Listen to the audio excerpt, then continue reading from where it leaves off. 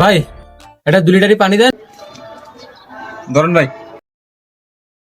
ভাই একটা বন দেন। ভাই কত হইছে? ভাই আপনার হয়েছে কি 2 লিটারই পানি একটা 70 টাকা আর বম একটা 30 টাকা, 100 টাকা দেন।